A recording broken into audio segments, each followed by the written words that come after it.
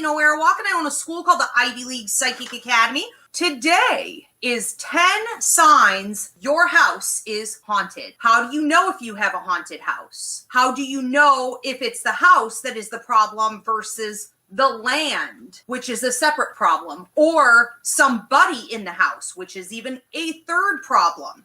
Now, I don't want to bog this class down with too much talk about possession and attachments. However, Spirit impressed it upon me that it's critical that we get to this right now. One of the first free mini classes I did as part of the quarantine series was called How to Clear Your House, or How to Clear Your Space. So you may also want to check that out. Now, one of the reasons I think it's so important that we talk about this right now is because of 2020, the things that happened in 2020. That are continuing at this time, but we had an influx. We had so many disastrous things happening at once, and so many volatile reactions from everyone to those things that we saw here at the Academy, me and my personal reading business, so many additional paranormal consultations, possessions, attachments, haunted houses, that it was literally off the charts. Last week, I trained 4 new teachers in being able to step out and help with this workload. It is out of control, and we all need to remember and be mindful that negative and toxic lower energies in the universe are very real, and that when we're uneducated, we're ignorant to it, that's when we're most susceptible. So ignoring it isn't going to help.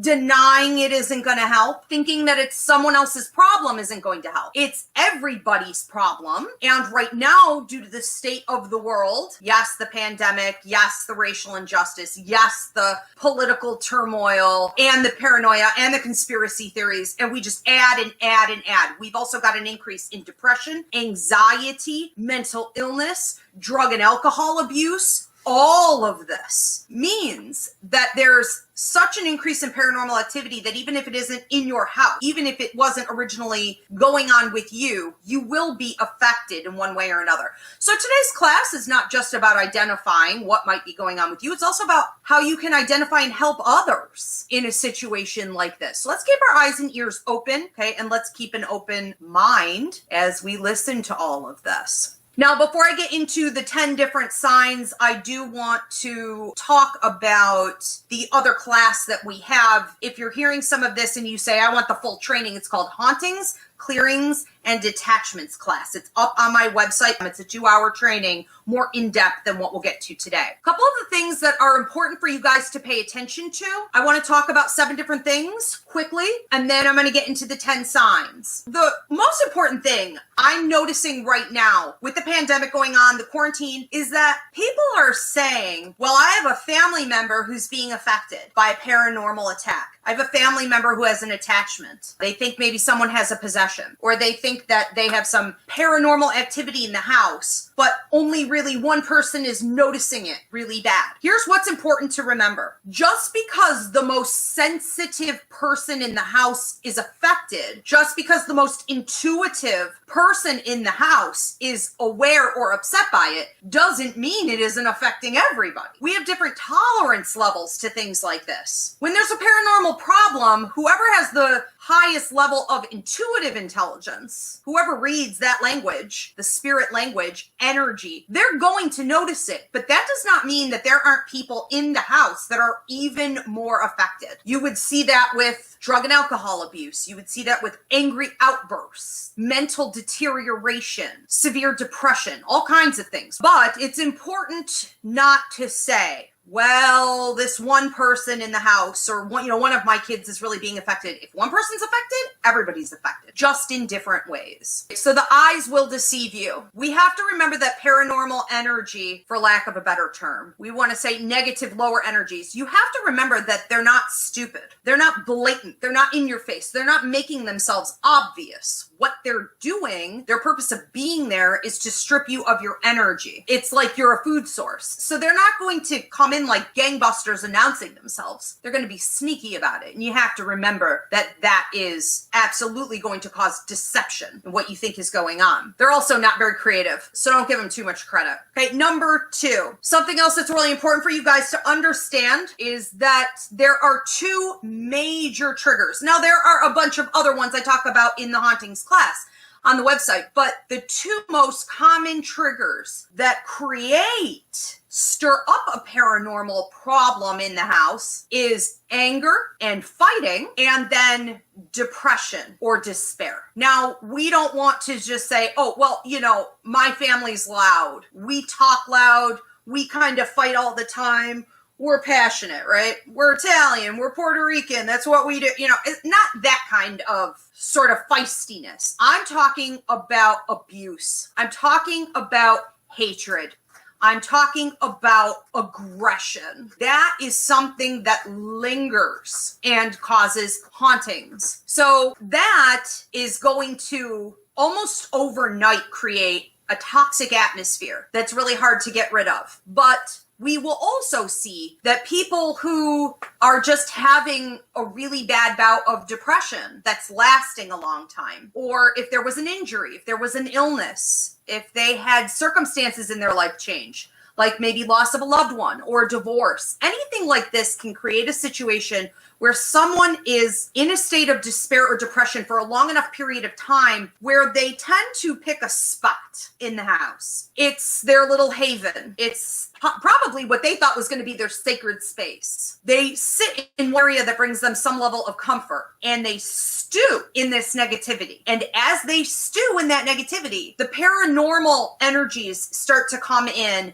and feed off of that space, and then it multiplies and it gets bigger. So for those of you who are listening and you're like, that's what's going on in my house. So-and-so had an injury, so-and-so went through depression, so-and-so got put on a lot of medications that were altering for them, this happened, and they sat. You would notice that that part of the house has the biggest paranormal problem. That's where you notice the energy start, but then it slowly infiltrates the rest of the space, okay? So keep that in mind. I want to talk about number 3. You cannot cleanse space and keep it cleansed if you have a trigger person in the house or coming over all the time or in your life. What do I mean by trigger person? Certain people have attachments and possessions, or they're super toxic and negative. And that's like gum on the bottom of your shoe. Every single time you step in that ish, it's there on you. We could say that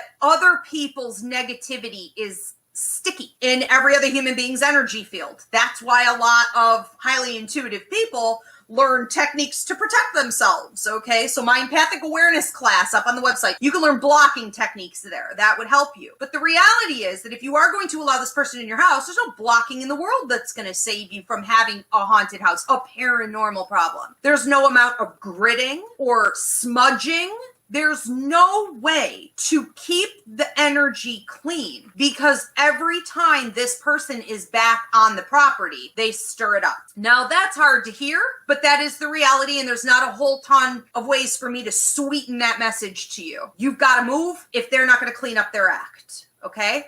Or if this is maybe like a child or something like that, this is something you're going to have to maintain all the time, and you're going to have to be super diligent about it. I would also say you're going to need help, okay? But if this is someone you need to set boundaries with, and you can set boundaries, that's going to happen. Sometimes people will clean up their acts. They will take the advice that I give them. They will get the help, and they will maintain a clean energy. Everything in the paranormal field is reversible with different levels of effort. It can get very hard when we start talking about things like possessions, exorcisms. It's difficult, but it is doable. We always have the power to choose high versus low. We always have free will. That will never be stripped from us. Okay, but the reality is most people who have paranormal problems are feeding. They're choosing it. They're choosing the negativity in their life, and it's unacceptable for everyone else in that atmosphere to have to suffer. Okay, their bad choices are their bad choices, and that's just life in general. So how do you know if you have a trigger person residing in your property or coming into your house all the time, or you're socializing with them and you have problems because of them? They could be an alcoholic. They could be addicted to drugs. They could be an abusive person, a narcissist, a sociopath, something like this. Maybe you don't know it. Maybe it's cleverly hidden. Sadly, it could be that someone is so depressed, they're not cleaning their energy field or maintaining it at all. We can have something like depression, and then unfortunately can develop into a paranormal attachment or worse. Could be that someone went through, again, an illness, an injury, something that limited their mobility for a long period of time.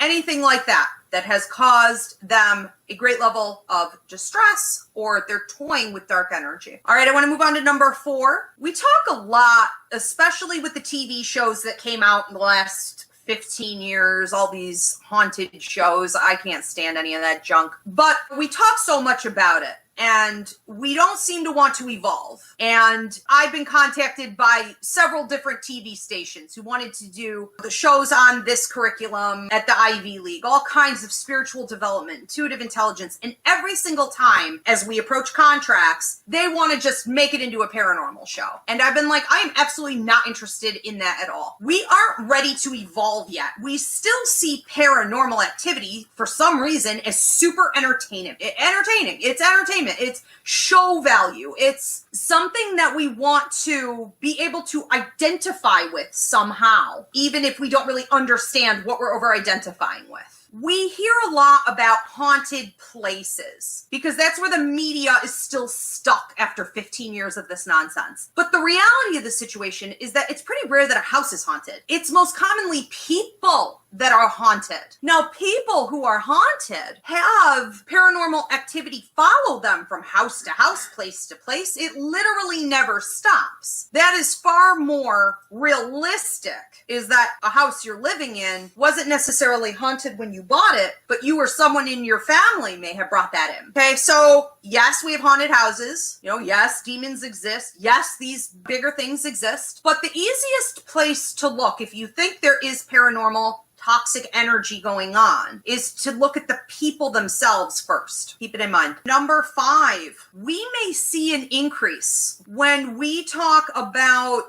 paranormal activity kicking up out of nowhere. We could be looking at someone in the house who went through an awakening, a kundalini. They've come into consciousness. They are now woke. And that happens for a lot of different reasons. Maybe you got pregnant. Maybe you had a baby, right? Maybe you had an increase with your intuition. Someone close to you died. You had a near-death experience.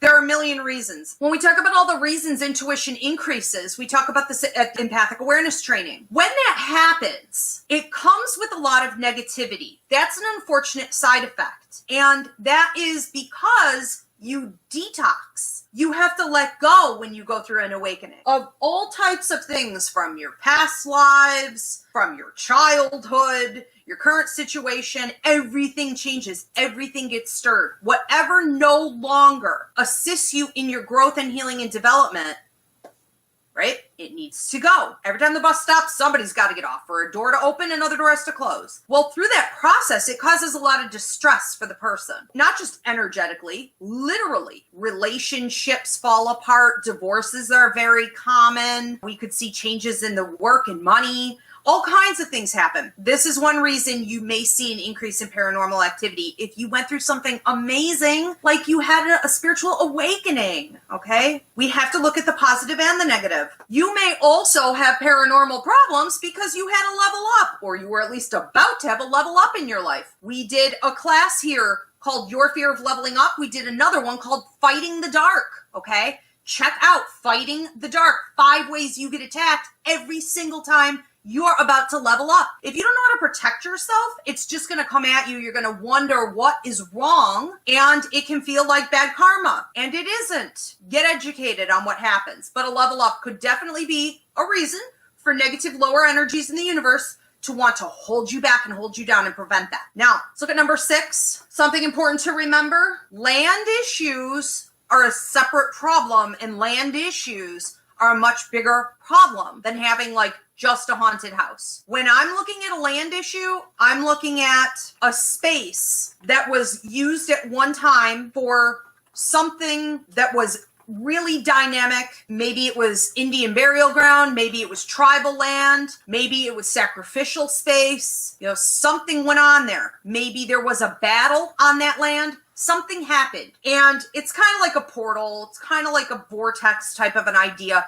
where it attracts other energies. So everything that gets attracted to that piece of land after it feeds that original energy. Okay, so that means that we can't just cleanse a house. We have a land problem. This goes way back beyond the structure of your 1950s ranch that's got issues. It's something that needs to be looked at very seriously. And when we are talking about a land issue, sometimes the best thing to do is to leave, okay, if it's becoming too much. Just something to keep in mind. Number 7, we need to understand that the things that occurred in 2020, not to say that they weren't already there, but the exposure of those things. I want you to think about everything that happened in 2020, wherever you are in the world tuning into this. What happened in your country at that time? What was happening in the world around you? Not even including necessarily the pandemic, the paranoia that it creates, the constant focus on death, the threat, loss of loved ones. Even beyond that, what else was going on? There was a whole lot in 2020, okay? It was the great shakeup. It was the beginning of what I believe is the awakening that's going on now, preparing us to finally accept things like this and realities like this and get back to our roots. And while that's beautiful, we also are not done with it, okay? So we have things that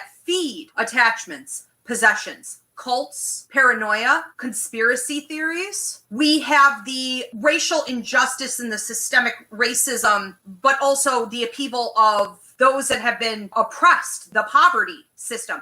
We have so much surfacing. Those groups of people, minorities, those that are marginalized, those that have been oppressed. We have so much battle and war going on. Okay, white supremacy skyrocketing. Again, not to say that these things weren't already there, but they are exposed. All of this, and then the trauma from the COVID-19 is creating so much additional paranormal activity and so many people who aren't aware of how to protect themselves from it that we're seeing it spill over onto those that aren't feeding the toxic problems. Those that are really trying to do their best and be positive are unfortunately at this time being really negatively affected by it, okay? So pay attention to what's happening in the world around you. And it will always be things like this that activate it to, a higher degree. Always. All right. So I always open up curriculum to the members here on YouTube. And we did have a member, Alex, who said, I moved into my home in August of 2020, and I knew the last owner passed away here. I didn't think anyone else had, but living here, I learned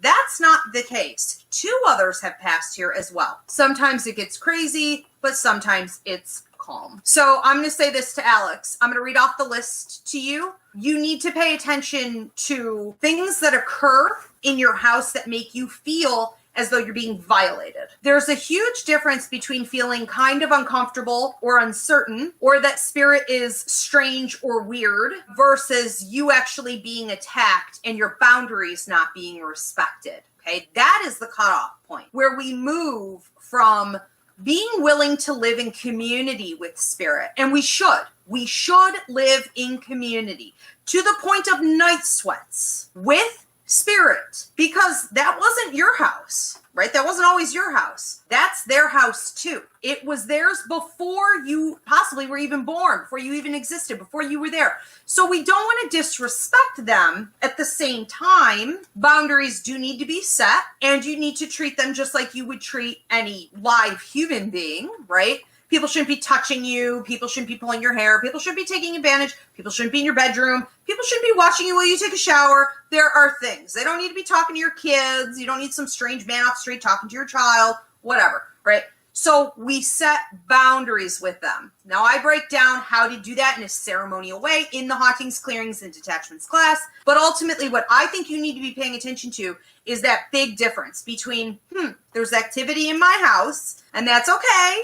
makes me a little uncomfortable versus it's actually disrespecting my boundaries and I feel attacked. And that's a problem where you unfortunately are going to have to clear. Yes, absolutely. When we have any type of incident that is super toxic, like I said earlier, somebody got sick, there was some type of tragedy, someone had despair, depression. Anytime we see that clustered in one area, and certainly a death or suicide from it would be a cluster in one area, we see it as an activator point. And so it attracts other negative energy and attention to it. And it's almost like they feed off of each other and then they spread out into the house and can cause problems for the humans living there for sure. We want to think of everything like this. Energy attracts energy. Like attracts like. And also, we have law of attraction in the universe. That's a fact. When we put something out, that's what we're going to get back. So we not only see an accumulation,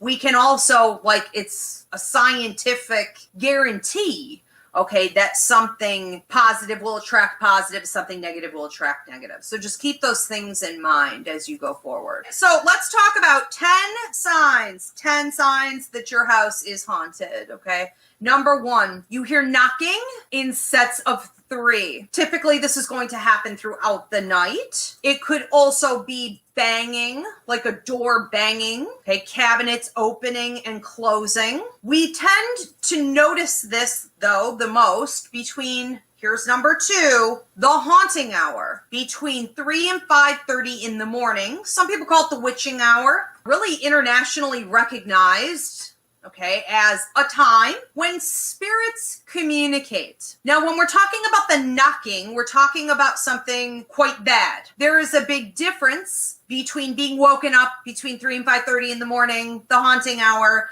and having your ancestors or your guides trying to communicate with you, okay? Or spirits that are kind of annoying that want to pass through. There's a huge difference between that and things like the knocking, okay, which is more of a sign of demonic entities. This is very rare, but it does happen. So don't confuse the two. Sometimes people listen to lists like this and they go, oh my God, well, that's all demonic. Calm down, okay? It's not all demonic. Half of it is not even that important. It's just paranormal activity in your house. It's not necessarily dangerous or even hugely disruptive, but some of these things are very serious. So let's not pool everything together. Number 1, knocking in sets of 3. Number 2, being woken up between 3 and 5:30 in the morning, the haunting hour. Number 3, being grabbed or having your hair pulled. Now, when I'm talking about being grabbed, it's not going to happen again in an obvious way. You're not going to be having lunch with your ma at the table and you take a bite of your sandwich and something comes and grabs at you. It's going to typically be when you're asleep, when you're the most vulnerable, when it can upset you the most, when it can get the most energy, right? Think of a Monsters, Inc. If you've ever seen that Disney movie, it was, I thought, based on some good reality and truths in the paranormal community. The monsters would go in and they would scare the children. They would bottle the fear and they would use it as an energy source. That's basically a huge component for negative energies to work up to things like becoming an attachment or a possession for you. Okay, but they need that food source. So if all they're going to get out of you is a good scare, they're going to do it when you're asleep. Typically pull your feet, pull your hair, scratch you somewhere. All right, so we definitely have the potential for you to be physically harmed at that point because it will escalate. Think of them as being bullies. If you don't knock that bully on the playground out, you're going to have a consistent problem. I was taught, somebody touches you, knock them out. Make it clear this is not going to happen again. And quite frankly, I raised my own kids that way. You never start anything, but you need to be the one who finishes it, and you need to do it quick. Catch them off guard. But this is no different. So we can't really negotiate and set boundaries, okay, and ask for help and use our crystals when we have been improperly touched, whether it be sexually or in the ways that I just mentioned where it was to cause pain, Okay, hair pulling is also not funny, even though sometimes it's not that hard. It's not appropriate. And you would notice that when things like this are happening, you're often being watched when you're in the shower. We could also see that you have bruises and things, and you don't know where they came from. So you could be attacked at night, and you're not even fully realizing it, or you think you're just having nightmares. These often do come along with nightmares, okay? Night terrors, I should say. All right, let's talk about number 4. Hearing your name called in a menacing way. There is a huge difference between your guides, your loved ones talking to you, especially between 3 and 5:30 in the morning, trying to get your attention, your sleep. They want to visit you in dreams. They want to give you a message. There's a big difference between that and this. So when we're talking about your name being called, being whispered in a menacing way, and hearing something like laughter, there is a problem. Someone is trying to frighten you, and they're letting you know that they've targeted you. Let's move on to number 5. Seeing ghost children in your house. This is a common problem for people that are very sweet, people that are very sensitive, people that are very maternal, paternal, parental, right? The people who want to help are going to notice this one the most. Or if you think you're living in a property that has like some paranormal charm, and then you start to see a lot of kids, something important to remember is that children are the go-to for shapeshifters. All right, people hear that word and they go, what? That's not a real thing. That's something they talk about in movies. Oh, it's a real thing. It's talked about in movies where they've done really good research on paranormal activity for a reason. Shapeshifters could be more severe negative energies, entities that are capable of transforming their image into different things. Now, that could be anything from a dog to a shadow to children. And because humans, and unfortunately kids, living kids, because this is the easiest go-to, they're able to steal the energy that they want from you, and they can get in and infiltrate your family because you have sympathy, thinking maybe they're lost, maybe they need help crossing into the light. You know, oh my God, what happened to this child? Shapeshifters are going to use children.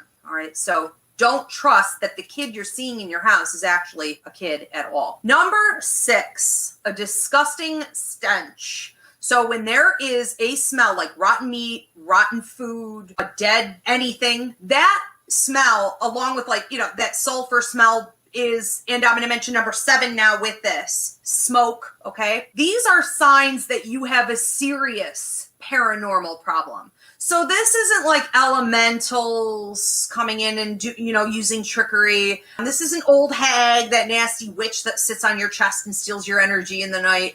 This isn't a shadow man. This isn't something simple. This is more complex, and it's not going anywhere at that point. You're going to have to fight back and get it out of there. So that smell is often connected to demonic activity. I wouldn't say that it always is, but we're in the ballpark, and we're definitely looking at an attachment converting into a possession at that time. That is very serious. Okay. Again, I talk about this more at the Hauntings, Clearings, and Attachments class. If you want the full 2-hour training, check that out. Now, when I'm talking about smelling smoke, I'm not talking about cigar smoke, cigarette smoke. I'm talking about fire. You think there's a literal fire in the house. It'll come and go, and sometimes you're going to be the only one who smells any of this. Let's move on to number 8. A trail of dead flies. It doesn't have to be flies, but they tend to be everywhere, and that is the most common thing to see. But it could be any kind of insect where you see a line of them forming, and it's leading out of the place with the highest level of toxic paranormal activity. Here's a good example. There was a hotel I've been working on buying for the last few years, and every time I went in, the broker would say, oh yeah, I have keys to all the other rooms. 24 rooms, I could only get into 23. And I would say, why aren't you giving me the key to this room? I've been out here 4 times. I've got my investors with me.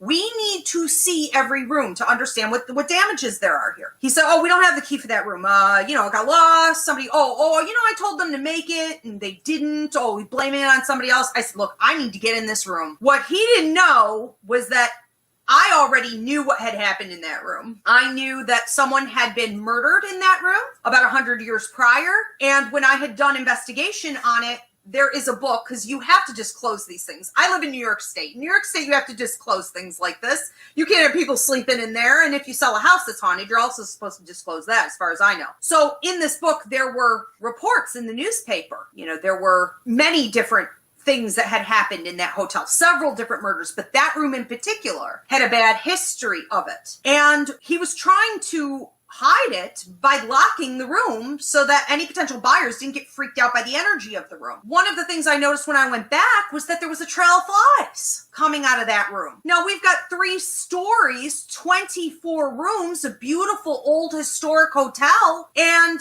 you've got one trail of flies coming out of that room where this horrid murder happened. So there you go. Just an example of how it will go. You have to keep energy like that moving, flowing. And when they shut the hotel down and locked that room, it stopped flowing. So the flies came back. The activity kicked back up. All right, let's talk about number 9. Infestation of rodents or bugs. You could start to see rats. You could start to see mice or any kind of rodent, or even bees. You could see really any kind of bug that it's usually winged animals. I don't see ants as being a huge problem with this, but typically we see bugs that are more, I can't even talk about it, creepy, like centipedes, millipedes, things like this. Okay.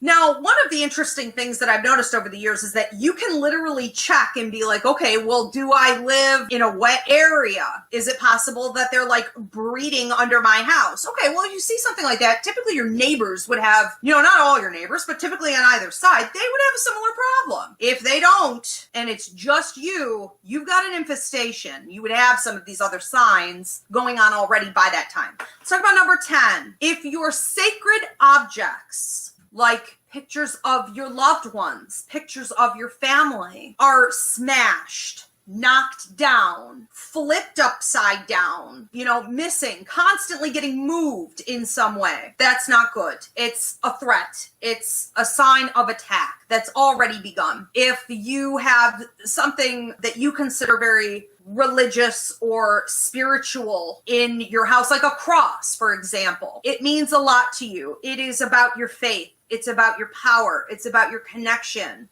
to something holy. It's how you stay connected to God and you feel safe and secure, all right, and protected. Well, guess what? That's also going to get knocked down off the walls, flipped upside down, smashed. Things like this are really common when we have a bigger problem going on than just your typical haunting, annoying, human spirits. We would call them earthbounds. This is often more severe, but you also still need to approach the clearing and the cleansing on the house like you are taking charge, because sometimes these are tactics that elementals use. These are tactics that lesser spirits will use just to freak you out. This is why I talk a lot about not giving anything more credit than what it deserves, okay? So with a lot of these, we want to sort of start off by saying like, I'm going to take it, a grain of salt, and we're going to see where it goes. And some of these are definitely not to be ignored, okay? And you do have a full-blown problem. Again, if you need a paranormal consultation with me, you can book that at any time. I do treat them as though they are emergency readings. They do get moved up. And we have the call center 7 days a week where you can get a paranormal consultation. And your daughter may be very mediumistic. So one of the really unfortunate things that I see is that we have kids that have this ability, and the paranormal activity starts to follow them in childhood. And I'm not saying that, you didn't support her, but a lot of people don't get the support that they need. And so if the parents say that's not real, stop saying that, there's no such thing as like ghosts under the bed, this and that, they never really learn how to work with the energy and how to protect themselves. And they do end up with long-term paranormal problems. Anything built on tribal land, sometimes even if you are a member of that tribe, we do see increased problems because of the land and really heavy history there. Absolutely. Yeah, a lot of people built on burial grounds and things like this. But even if it was just, a place where there were a lot of ceremonies and things held, or a tribe spent a significant period of time, I can feel that a mile away. And I'm sometimes shocked at what's built upon it. I had a family member who built on a piece of land like that. And, they lived in a trailer for about 2 years while they built it. And they loved their house. They had a beautiful fireplace and woodwork. And it just looked like just a peaceful cabin type of house with stone, and everyone in the family loved that house. But at night, the children would see masks, native masks coming at them, biting at them. Some witch, I never saw it when I slept there, but a witch with almost like fangs coming and biting at the children at the bottom of the bed, and drums. They could still hear, and that sound of the drums, the ceremonial drums, it was just, and to watch some of them groan today, they're not doing too well. They have anxiety disorders and all kinds of strange developmental problems. And so it's like, we need to really be mindful before we purchase a property or we build a property that we are respecting what was there previously. And be careful also for the woods, but train tracks and moving water. Okay, those are also conductors. I would definitely recommend watching the Hauntings, Clearings, and Detachments class. I talk in there about boundaries that you can set at night. And then again in the Dreams class, also up on the website, I talk about how to protect yourself, when you're sleeping, and how to maintain that upper hand and use techniques like lucid dreaming to keep in control so that you can get a restful night, because it gets hard once you're more intuitive. They're coming and they're attracted to you more, but it's also like you're more aware of things that you didn't have to be aware of before. And so it's not just about the way you handle them and set boundaries with them. It's also about the way you handle your own self and get control over your mind, because we've got to minimize that fear. And remember, our sleep is our sacred space and sacred time to recuperate. I think that you need to listen, and I think that you need to go back and rewatch it, and I think that you need to handle it if you feel that you do. Again, everything we talked about here breaks down when it's not good and you're gonna have to act, and when you can probably handle it yourself and negotiate. Start with boundary setting. Well, I guess I don't really consider that a haunting as much as I do passing through. We have a lot of spirits that go into the light. Animals go into the light. So that's like a guarantee. Animals are the healing entities of the universe. That's what they do. They work for angels. They work directly under angels. So we have a triad. We have angels, we have animals, and we have empaths. So they work together. It's a guarantee that when an animal dies, it's going to cross over into the light. But not all humans choose to do that. And so when we talk about spirits in the light and the big difference between them and earthbound spirits, we're really talking about the ability to transfer between the worlds. And you can have an animal that runs through your house and is just like visiting, is just running through your house, but is actually from the light, versus an earthbound spirit, a person who never transferred into the light, who literally still like lives in your house, right? That's a totally different thing. So animals don't haunt in the way that an earthbound spirit might haunt, and not earthbounds are really haunting in a menacing way either. We can sometimes live in fine community with them. But I think that one of the other things that we see is something called residual energy. And a lot of people mistake residual energy for intelligent energy. So you may assume that you have a haunted house, with like a haunted cat that runs through, and actually it's residual. It's just like a replay. It's like a record on replay. Anytime that cat would have ran around, it's an energetic impression and it replays. It's not real. Okay, for those of you who want to learn more on the difference between intelligent energy and residual energy, again, that's in the class curriculum. Go back to the class, because that's a big topic of discussion. I can't get to that in like 3 minutes or less here. But yes, we need to stop labeling things. Often I see that in the ways that they've been labeled. There's such a lot of misunderstanding there. It's sort of like the way the church would come in and blanket the treatment of a possession, do an exorcism, a haunted house, whatever. They would just blanket it with like holy water or, the cross, the Bible. It's called chaos magic. You have to approach each situation based on what it is. You have to approach, and sometimes we are fighting each spirit based on what they are. And sometimes that's not much of a fight. Sometimes it's like swatting a fly. Other times it is very dangerous, and we have to know what we're doing. And so we want to learn the language of mediumship. We want to have the ability to listen to the spirits that are causing these problems, because otherwise, how can we treat it? There are many ideas, like when she talked about the colonization of everything, right? So we say, well, it's all demonic and these things will lead to demonic activity. That certainly is not the case. And when we look at earthbounds, like you said, that does tend to be the most common misconception out there, that people have an earthbound spirit or even a spirit from the light who just goes back and forth and visits. And we automatically think that it's something much bigger than what it is. That's a much bigger conversation. I know exactly what you're saying. It's so much cha-cha, too. It's so much drama that people have put on it. And again, I want to go back to the media and the damage they've done for the last 15 years. And I want to remind people something I say a lot is that when we buy a ticket to go through a haunted house, and the people making cash off of you don't know how to even protect themselves, they are polluting you. You go into that haunted house, you go into that insane asylum, that toxic prison where abuse and horrific things occurred, and you take that problem home with you. Now you've got a dead dog, all the fish are bottom up at the top of the tank. You've got a husband who starts drinking and having aggression issues. You have job loss, mental illness running rampant through the family. Somebody develops cancer. This is all a sign that it got in. And people who are just profiting off of that cash, it disgusts me. This is serious. It's not to be toyed with. It needs to be respected when it should, where we can live in community. And we also need to seriously protect ourselves. This is not entertainment. One of the ways we end up with all the problems I just spoke about, the dead pets, the kids having nightmares, right? The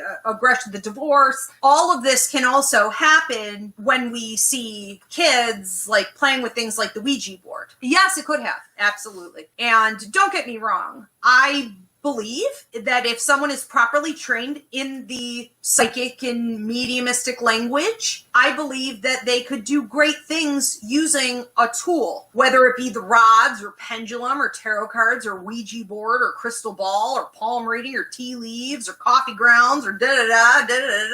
I don't care what, runes, whatever. But when people are not properly trained, they get had. And the Ouija board is the easiest way to basically invite something toxic in. And the spirits that tend to come through the Ouija board really latch on very intensely, very, very quickly. And they often come through as children or a dead relative. Usually it's your dead grandma. They pretend to be your dead grandma or something like that. So you trust them. There are many ways to identify when you have a full-on problem, and it would mostly look like, especially in the beginning phases, it would look like you completely changing. You would be more aggressive. You may have outbursts. You may have blackouts. Okay, you may stop socializing. You may become paranoid. A lot of things like that. You start to change. You may also notice, for those of you tuning in, that you noticed a problem like that around the time you were drinking or using drugs. That's the number one gateway for them to get in. So yes, it's very possible. Again, what do? You have this problem, book a paranormal consultation with me. You have literally an emergency, book a paranormal consultation through the call center. We have 7 days a week. Check out the free mini class here called How to Clear. Check out Attachments and Possessions and the Hauntings, Clearings, and Attachments class. The full 2-hour training is up on the website. I hope this helps you guys. I think it's really important that we don't just treat it like it's entertaining. I think it's really important that we realize that it's running rampant worldwide right now, especially in America. It's so obvious that people, look at their eyes, that they're crazy, that they're losing their minds, that they're going dark. It's part of the Hopi prophecy. I believe that in the transition, or we would say the end times, when the awakening is occurring, that we would see people drop into the darkness because they've been feeding it for too long. It's almost like time is up, and we're seeing more and more people fall that way. Now, they're not personally my concern. Okay, that's what they chose. That's what they get. That's karma. I've worked for years trying to help people like that. Here's my concern, that good people stuck being around them are being taken down. And we really need to watch our brothers and sisters and give the help that's needed and not listen to old religious systems or people that want to be overly scientific and say that this isn't real or that identifying this is bad. We do need to be realistic. It is very real. There is high and there is low. There is light and there is dark. There is positive and there is negative. And the negative will find a way to overtake you if you're not educated in protecting yourself. Okay. So help yourself, help others. And we will see you guys next time. Thank you so much. Thank you, Polly. See you guys later. Thanks so much.